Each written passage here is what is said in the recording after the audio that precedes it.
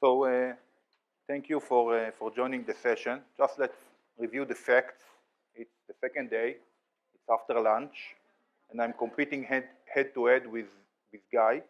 So I really appreciate that you're here, and I will try to keep you awake during my session. So just maybe a bit about myself and FeedVisor. I'm the Chief Customer Officer in FeedVisor. In FeedVisor, we help Amazon sellers take million decisions a day in order to optimize their business, meaning that we analyze their data, we build up the recommendation, and we take action. Some of them can be automatic action, like price changes. Some of them can be manual action that they would take.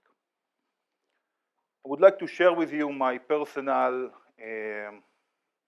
Homo sapiens journey. I started my career at what we call, before the subscription time, so on the perpetual environment when people really buy software and they was paying for maintenance. I guess the older one still remember this period, where I was part of the engineering group dealing with customer, implementing a solution. Then I moved to my first SaaS company. I was heading the R&D in Clarizen, where I really learned what SaaS is all about.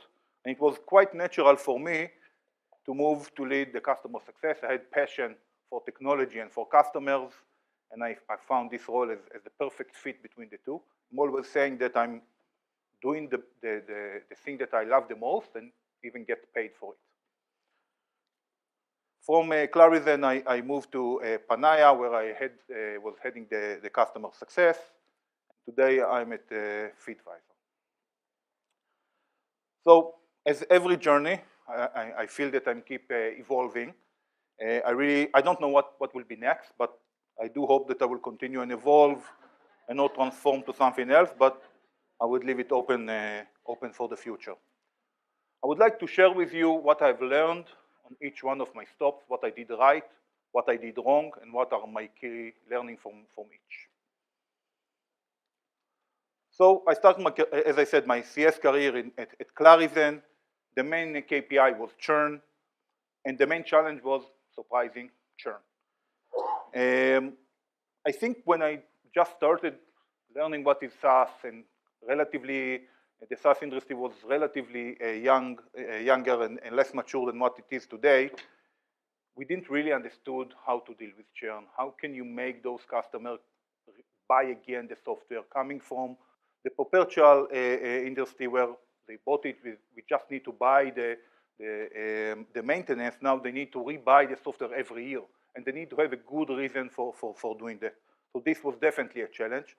And the second challenge, I would say, the customer is just sending an email, or if he's very polite, he's calling you and saying, I'm leaving, I'm not going to renew, and you have no idea that this is coming. This was definitely a major challenge. So what I did wrong? I think the first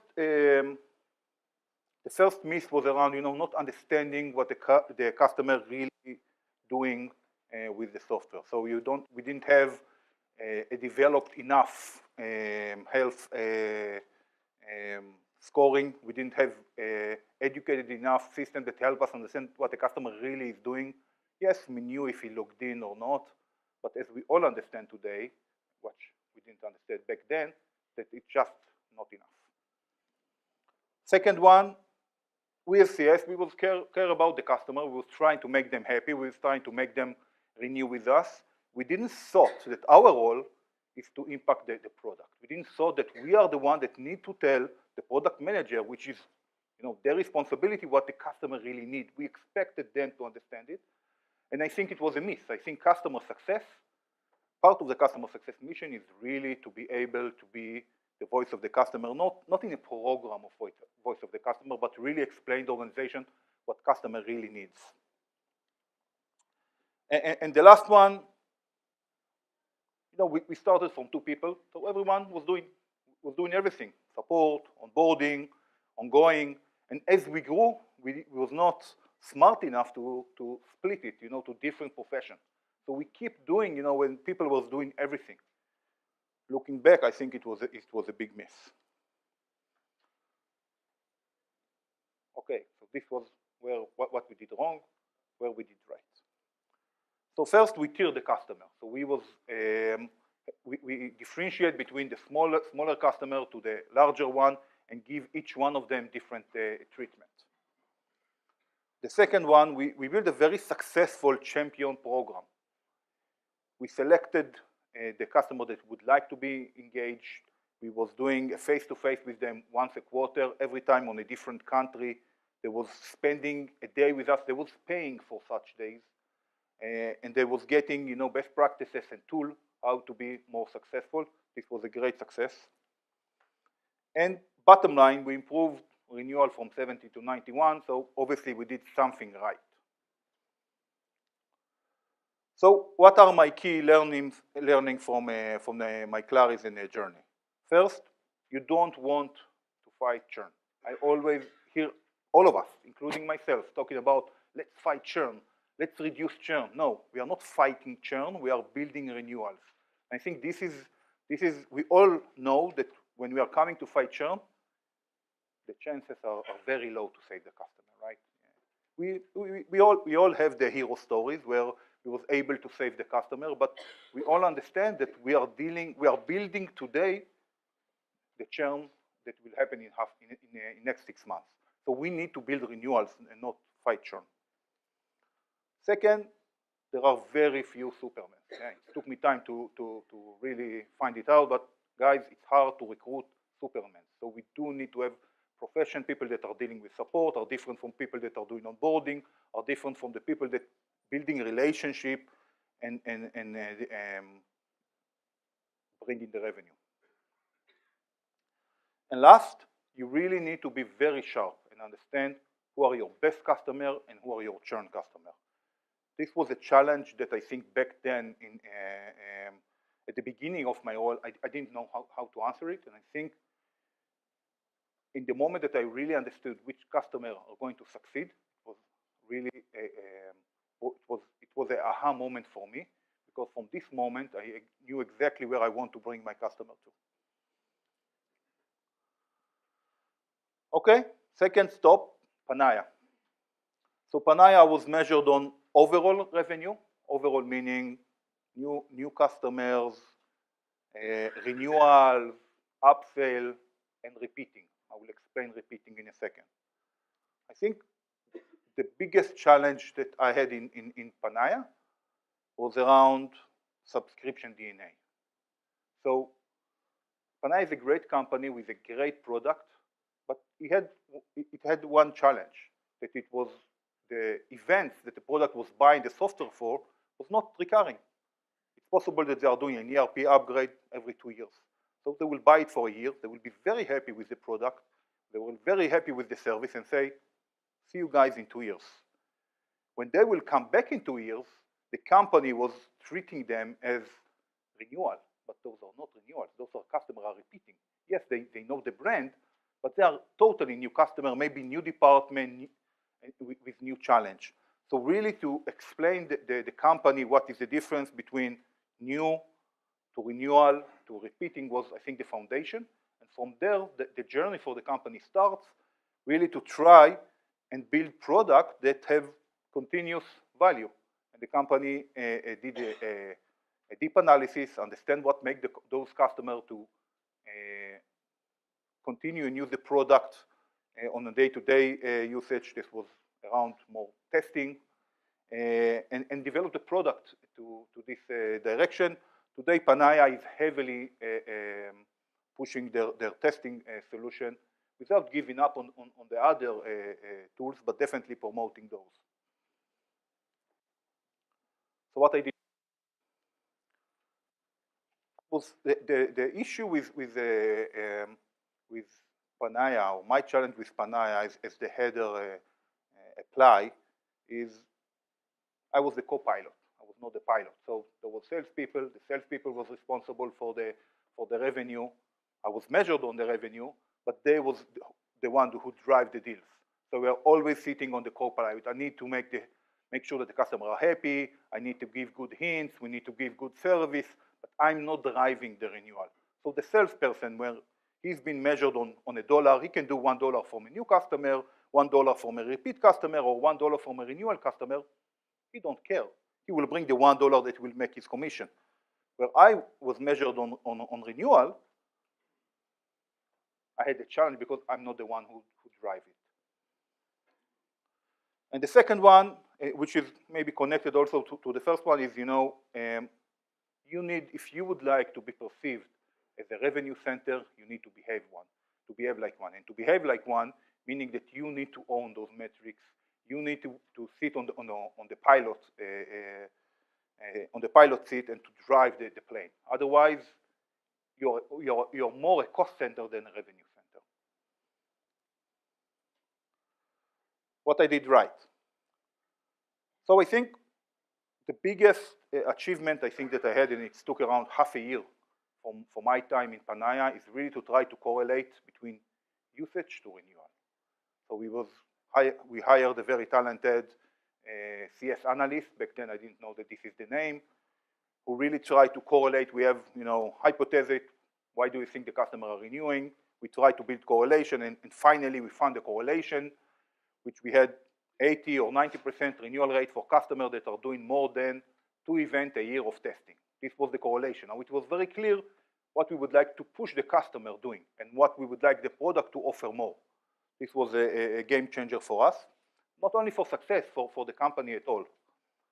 The second one, we try to develop an ROI tool. So when sales are meeting the customer, they show the ROI that they believe he will get. Always positive, always promising. Coming back to the customer on the renewal date and trying to say, hey, dear customer, this is what we promised. Here is the reality. We did almost as we promised, maybe a bit less, maybe a bit more. Now let's talk about renewal. This was a totally different game when we have this data and when the number was playing for our best. The third one was really to go and meet the customers. It looked like very trivial, but I can tell you this changed the relationship. I encourage every team member of my team, if it's during the onboarding, if it's during the meeting, take a car, miss a half day, go on a plane, try to combine several customers, see the customer. What you will learn on this day, you will probably won't learn on 10 calls. Maybe you will meet the CEO on the corridor. Maybe you will be able to eat lunch with one of the directors.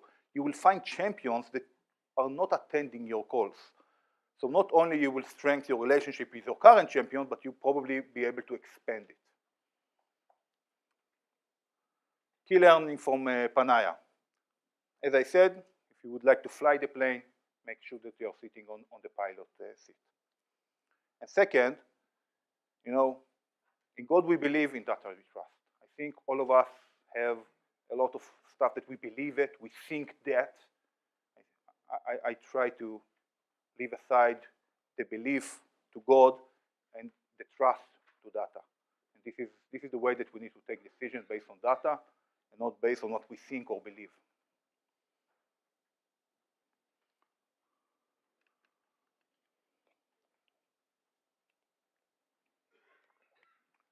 Okay, third stop, FeedVisor. FeedVisor I was measured on onboarding conversion, churn, and upsell. Basically, the company existing revenue. Main challenges. One, as I said, what is onboarding conversion? The FeedVisor model is the customer is buying 12 months, but he have an exit point after 3 months, which make a very clear cut that, at the end of the 3 months, he need to be convinced. He need to be able to see a good reason why he should continue with the subscription. Second one, when I just joined the FeedVisor, the main reason for why customer has left, and we are feeling it for every churn, why the customer, what was the reason that he left, was not enough value. But what does it mean not enough value?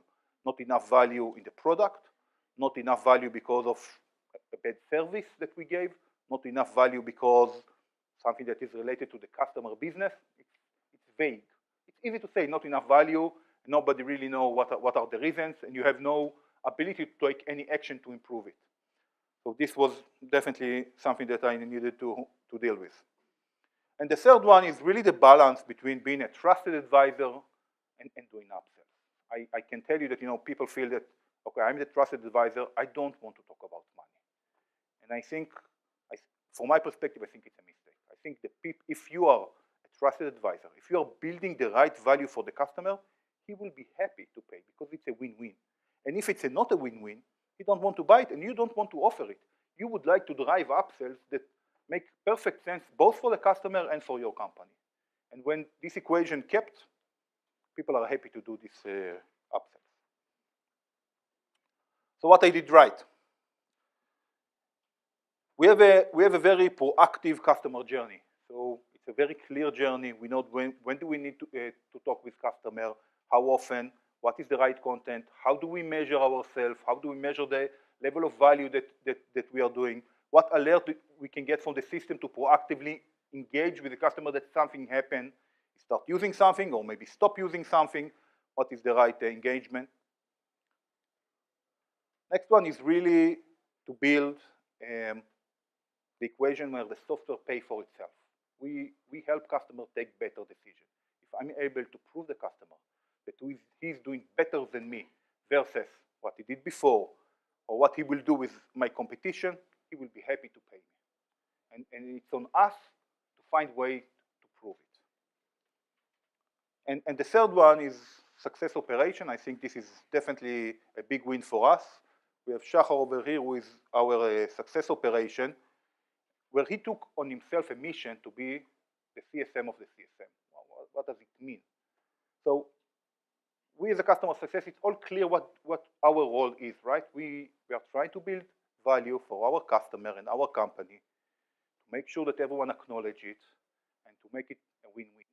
Why the customer success operation cannot be the same for the success manager? Shachar spent his time in helping and enabling the customer success be more successful.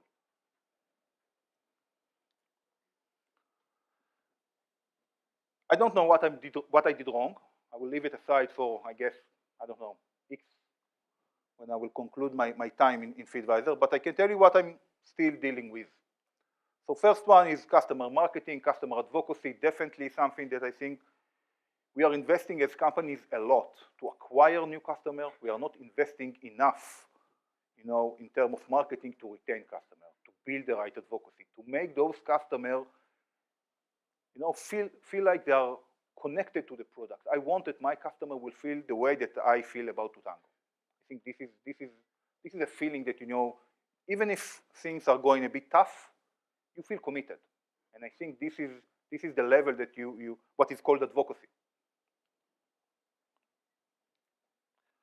Second one is churn prediction. We all talk about big data, NAIs, all of us have solutions that are probably have this buzzword, it's very trendy now, but we are not doing it for our customers. We have tons of data. Mostly the success processes are very organized, and the success are very, most of the companies that I know capture it in a very nice way. Why we are not trying to get insight on it? I can tell you that we did a pilot where we was getting, based on a big data and artificial intelligence, we was getting 5 names of customers that are due to renew in the next month, and the person that did this analysis told us those 5 are going to leave you. So we was looking at the list. 3 of them make sense. Okay, we already saw the risk, so nothing new. And 2 of them we was a bit surprised. The result that 4 out of 5 left. Okay, so I think the data is there. I think we just need to be able to mine it correctly and to train the system to help us predict it. And as early as we will be able to understand it, the better we will be able to act. And the last one is, we call it the CSM cockpit. I would like the CSM to sit on a train on the way to or back to work, and to be able to go on Slack and see all the alerts and the activities that they need to take action on. and with a click of a button, take the action. They don't need to go to other system and to do very complex analysis or search for this email template and send it to the customer. Basically, if they need to spend their time in deciding what is the right decision, looking on the customer data, looking on where they are, and take the right decision. I want you to meet Anna. Anna is a good customer success manager, which I would say, most of us would say they need a success manager, need some kind of an account management skills, okay, build a relationship, work with the customer. In some organization also deal with commercial. Definitely a good customer success manager should have product or domain knowledge. What I think differentiates from a good customer success manager to an excellent customer success manager is the third leg, if you see that Anna have now. And I think, it's very unusual for a person to have 3 legs. But I think this is the missing leg in the customer success. I think the people in customer success that have the consultancy skills and the consultancy approach with their customer are the really ones that are able to move from the good to the excellent. Because if you are buying a software and you are getting knowledge with it and service that is above the software, you know to appreciate. You would like to have this vendor even if stuff are not perfect on the product. I would like to share with you, I tried to build my journey and really to split it between reactive to proactive, happiness and revenue. I don't think, that there is no good or bad over here. This is my own journey and the company that I was taking part of. So definitely on the converse, it was a very reactive approach, perpetual, maintenance. We were not driving revenue, so we were responsible for the happiness. On Clarizen, I think definitely we was responsible for the revenue. I don't think when I'm looking back today on my team performance back then, I think that we was too reactive. Looking at Panaya, so I think we built a reactive approach. It was good at the service that we gave, but we was not leading the revenue part of it.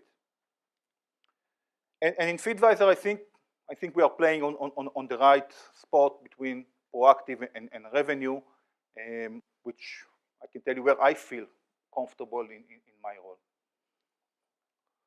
So just to conclude, this whole session, 3 things that I really would like that you will remember out of it. One, I think if you would like to be a customer success, you need to have customer obsession. You shouldn't like the customer, you shouldn't be professional, you should be obsessed about your customer. The second one is you can think data, talk ROI. You should be able to translate what the customer usage into ROI. And if you are not able to do it, you didn't accomplish this point and you didn't tackle this problem yet. Because when the customer will understand the ROI of the tool, it will be a no-brainer to continue using it. And the third one, it's not a sprint, it's a marathon. And you need to be ready for a marathon. You need to be ready and trained to take it. You cannot change stuff in a day or 2. You cannot do one magic and suddenly your retention will blow up. It's a tedious work, it's a marathon that you need to train for and to do the hard work in order to succeed. Thank you.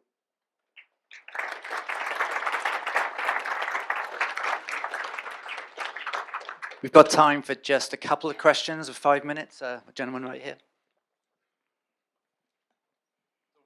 When you go about building a CS team from scratch, how do you begin the thought process of ordering things from CSMs to customer marketing, ops? When do you decide when to layer in the different roles?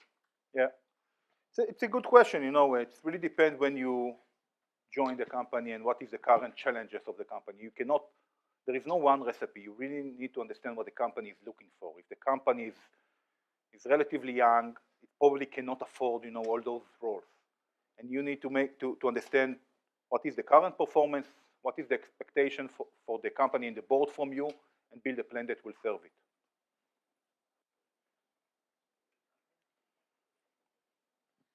You touched briefly upon renewal customers versus repeat customers.